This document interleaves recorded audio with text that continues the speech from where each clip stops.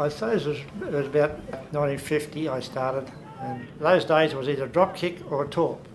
And of course the high mark blokes always went crook if you weren't kicking a drop kick because they never liked marking torpedo kicks. The blokes who kicked good drop kicks were worth watching, but a lot of us, who myself included, weren't good drop kicks. The drop kicks were a problem because the surface changed, and the natural blokes could always get away, but all the same, you sort of did every now and again you'd go to a different ground, like you'd go up to sandy ground up at Japarrit, and even our best fellas would kick a grubber occasionally. I loved it actually. We were always taught it from the time we first went to school, because the drop punt had never been thought of when I gave it away. So we fancied it as a distance kick.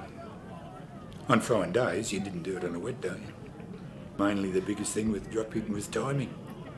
If you didn't time it, it didn't go anywhere.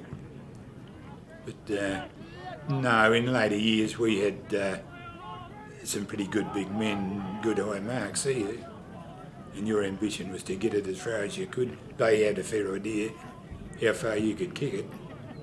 And you would kick to a contest, not like today where they won't kick to a contest at all.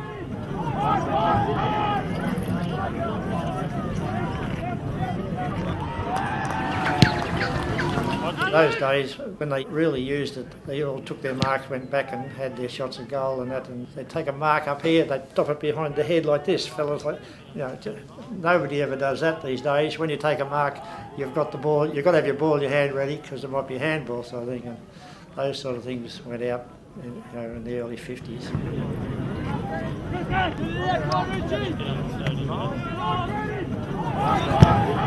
Well, every coach I had tried to teach me how to kick drop kicks, and never really mastered drop kicks.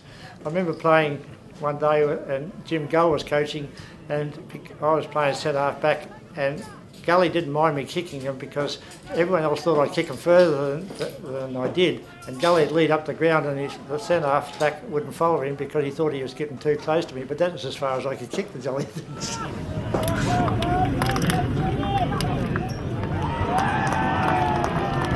Nowadays with the drop punt, everyone kicks a drop punt, and the ball's so easy to handle. Doesn't matter which leg you're kicking, you've still got the ball in the same position to kick it, and it's made a lot of difference to the football.